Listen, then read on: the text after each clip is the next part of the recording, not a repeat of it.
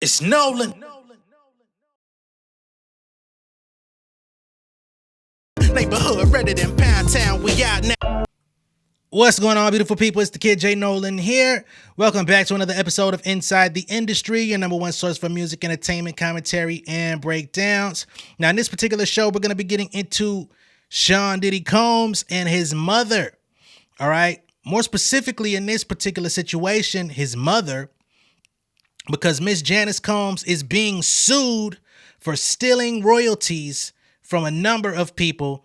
And of course, Diddy plays a hand in that as well, because he is the one who was literally putting different artists and songwriters publishing in his mother's name, right? And there's not a young man, he's an older guy now. There's a man that's come out who used to work with Diddy and used to funnel in artists to work with Diddy, that's now coming back home to collect on monies that him and his constituents have missed out on due to the fact that their publishing was being split with Diddy's mama when she wasn't in the studio with nobody. She wasn't pressing no buttons. She wasn't coming up with no lyrics. She damn sure wasn't singing on nobody's mic, or at least not that type of mic. So let's get into it, man. This shit is crazy. But as with all things Diddy related, why would you expect any less, right? So according to the Daily Mail, and we're going to say, hey, Daily Mail, sometimes they be accurate. Sometimes they be on some full-blown bullshit. So this is where the source is. But just keep in mind that this is who is writing, all right? So they say, Sean Diddy Combs used his mother's name to allegedly form a criminal enterprise to hide money and other business deals, according to a former friend who worked with the disgraced bad boy mogul. Dion D1 Best, that's the gentleman who's filing the lawsuit on his mama, appeared on the dailymail.com podcast called The Trial of Diddy, where he claims that Diddy used his mother Janice's name to hide artist publishing rights, including deals that Mr. D1 said he brokered in the late 90s. Mr. D1 Best claims his company Finish Line Entertainment signed artists to Diddy who worked on various albums for Bad Boy, including the Notorious B.I.G.'s 1999 album Born Again, which of course was released after his death. It was some remixes, some unreleased stuff with new beats, some B-sides that people knew about but had never been officially released, all came out on that album. That album is certified platinum and has sold over 1 million copies, to which Mr. D1 claims he's had people contribute to it that he never got paid for. Okay? Mr. Best, who's now 56 years old, said the way Combs allegedly organized his business deals not only took publishing rights away from him in particular, but also the artists who worked on the songs, but bilked them out of future earnings. In a quote, he says, "All of my publishing rights went to Janice Combs." Okay? He says, "I'm here to talk about a different section of his allegations and what I feel to believe involves his mother. The Racketeering, Influence, and Corrupt Organizations Act, also known as RICO, is about holding people accountable for systematic actions." He added, "You know, these actions have caused financial hardship, emotional hardship, but not only myself, but other artists in the business through what I feel was fraudulent and coercive activity. And I think that Janice Combs falls under those guidelines." Furthermore, he says he plans to sue her and her company because the Bad Boy deals were signed in her name. Meanwhile, Diddy still remains at a Brooklyn jail and is facing multiple federal charges, as we know, including trafficking and racketeering. His attorneys have declined to comment on Mr. Best's allegations. DailyMail.com has also reached out to Diddy's mother's attorneys for comment, which, of course, they're not talking at this time. Mr. Best also is alleging that Combs did the same thing with songs his company created on other albums. These other albums include Black Rob's 2000 album, Life Story, which includes the big hit Whoa, if I'm not mistaken. You've got Diddy's album, Forever, which also hit platinum status after it was released in 1999, all of which are songs that Mr. D1 Best and his own artists and songwriters helped either write and or produce. and they haven't been eating off these records for about 24 years. They say while historically it was not uncommon for record label owners or record labels to take a percentage of an artist's publishing as part of their signing deal, artists have since pushed back because of the potential future earnings their songs could garner. Other artists who worked with Diddy during that time include Mark Curry, who alleges that Diddy was able to circumvent certain deals because he allegedly used his mother's name to seal them. So Mark Curry, who's a former Bad Boy artist, he featured on Diddy's big hit, We Gonna Make It. I mean, not We Gonna Make It, but We Ain't Going Nowhere, Bad Boy for Life. Excuse me, I got that shit mixed up. Let me not throw Jada in there. So he has a whole book called Dancing with the Devil or some shit like that, where he just rags on Diddy for damn near 200-300 pages.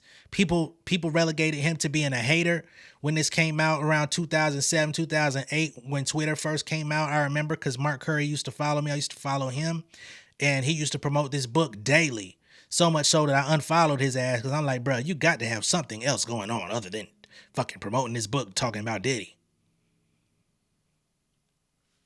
17 years later, it looks like he gets the last laugh because he was trying to tell niggas way back then. Right? If y'all can remember, Mace came out in 2020 and also talked about how Diddy took his publishing rights away and had it in his mother's name. There's a video to go with that. Like to see it? Here it go. I'm going to pull it up for y'all. I'm sure you've seen it by now, but just for a refresher, here's Mace telling us that your mother, you know how he said, your mother with a V, got the publishing in her name. Versi, what's good with you, boy? I'm in King. Let's go.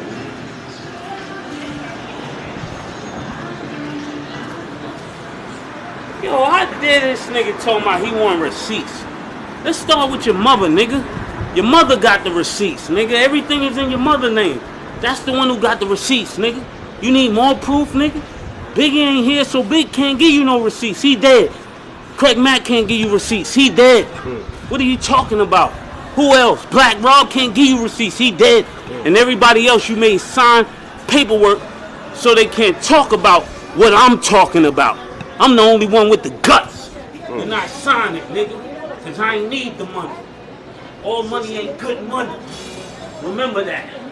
Remember that. Remember that, nigga. You know who to play with, nigga.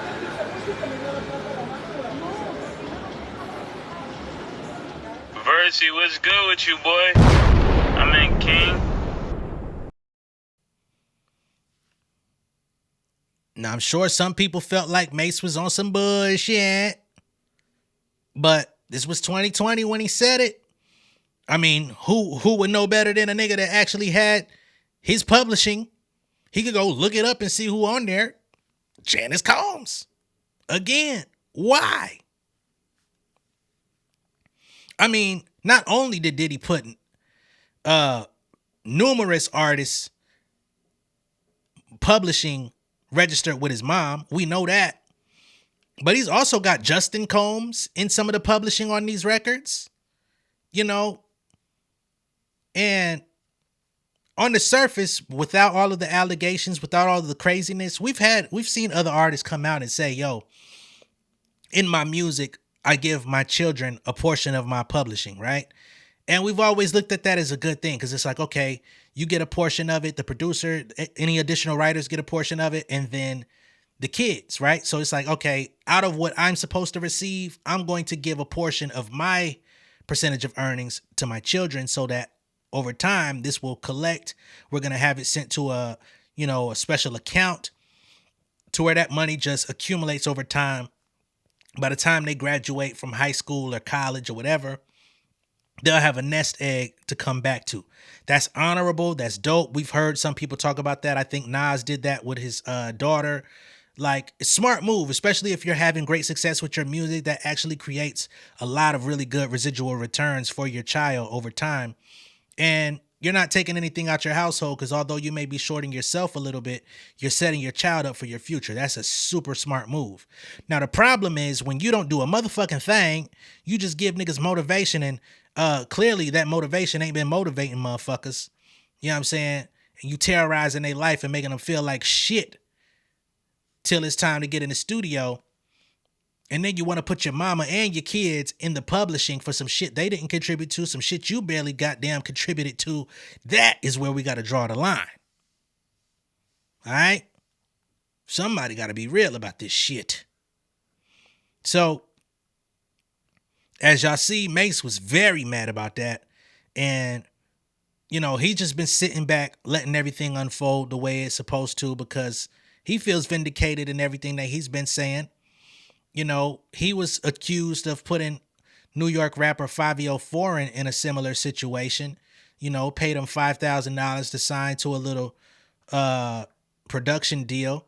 He then ended up getting him signed to another label or something like that, took a finder's fee. Fabio Forign said, yo, man, that nigga only gave me $5,000. Mace said, hey, but tell him everything else I did for you. I took you around all these different labels.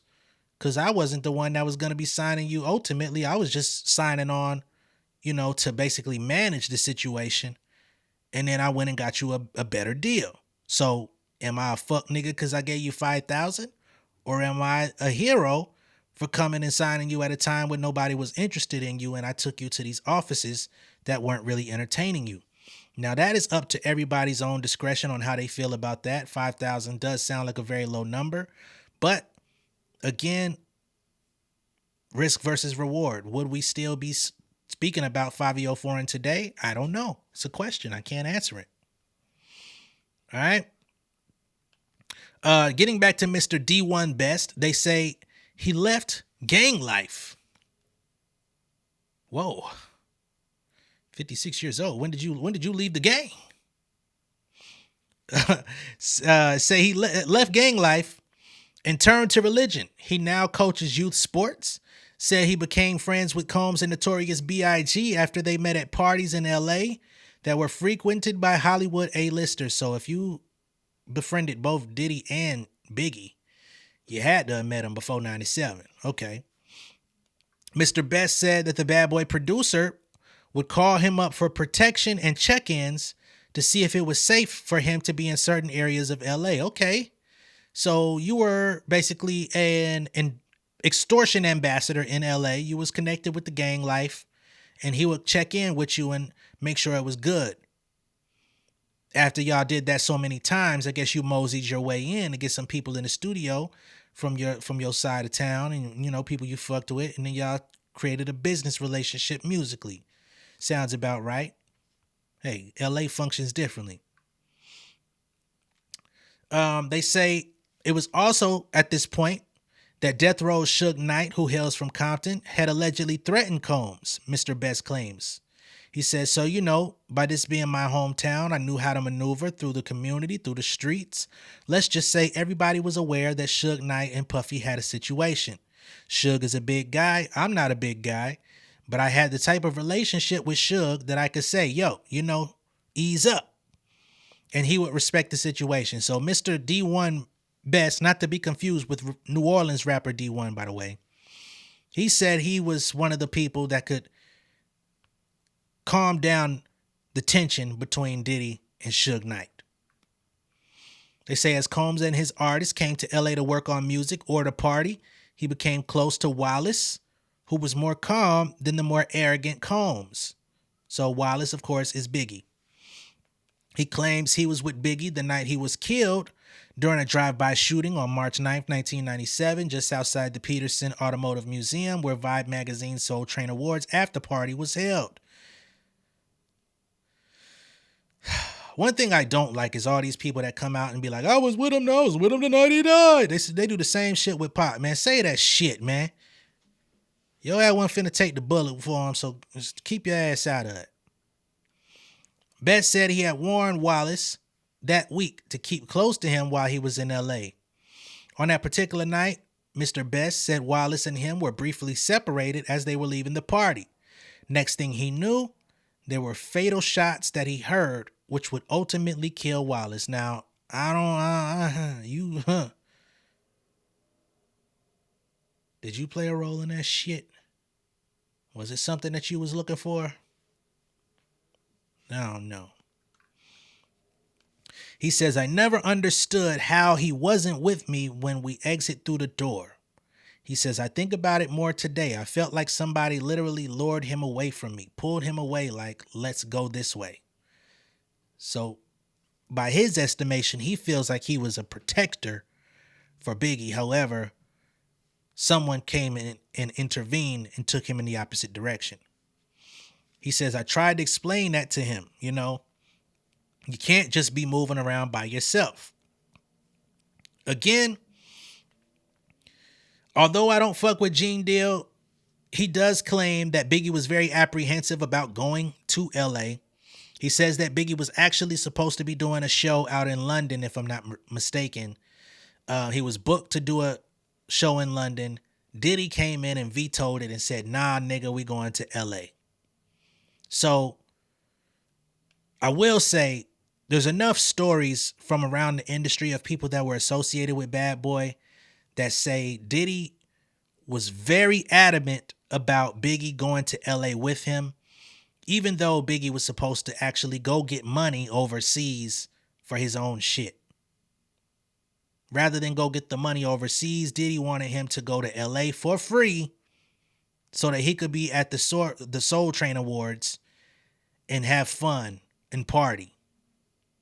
I don't see why he couldn't do that by himself without Biggie, but for those that believe that Diddy set him up, sounds like the perfect storm. Biggie was very, allegedly, from the stories I've heard, even when he was in LA, he was electing to stay at the hotel so much that Diddy started to antagonize and make fun of Biggie, basically saying, why you acting so scared? Everything is good. We partying, baby. We having a good time. We living it up. Fuck is wrong with you? Gene Deal says he kept saying, leave that nigga alone. He chilling. Diddy said, nah, you with me. We hanging out. Again, sounds like an orchestrated plan to me. Okay. Best says he believes Biggie, who was Bad Boy's most lucrative artist, was looking to leave the label and Combs right before his death. Now, to that, I don't know. Now, there was supposed to be another label called The Commission or some sort of group. The Commission consisted of Biggie, Jay-Z, other members of the Commission I don't know so much about. Some people say Foxy was supposed to be a part of that. Some, you know what I mean? I think the deal with Diddy and Biggie was supposed to be that Diddy signed Biggie to Bad Boy, took his pub, took a lot of stuff from his possession, things that would have been lucrative for him. And in return, Diddy was supposed to sign to Biggie's new label and be signed to him as an artist to where Biggie could then retain some form of ownership over Diddy's releases, because they claim Diddy didn't really want to be a rapper, but then when he started rapping, Biggie was like, nah, go do that shit and I'm gonna sign you to my label and you could pay me back that way. These are all, hearsay, rumors, things that have been spoken about through the pipelines of the industry for years. We don't know how real that is. And now that we know Diddy's character, who the fuck was, in reality, was he really going to allow who he viewed as his artist, his employee, his owner, his ownership, his, property to have one up on him like that? Absolutely not. But it's just an all-around sad situation. Mr. Best said he's not surprised that the former mogul is now facing a possible life sentence if he's convicted on all charges. He added, watching the now viral video of Combs attacking former girlfriend Cassie, that angered him. He says that video of Cassie broke my heart. I have 2 daughters, a mother, sisters. It's like, wow, you can kick on Cassie, but you don't want to stand up to Suge. Well, we shall see how this unfolds.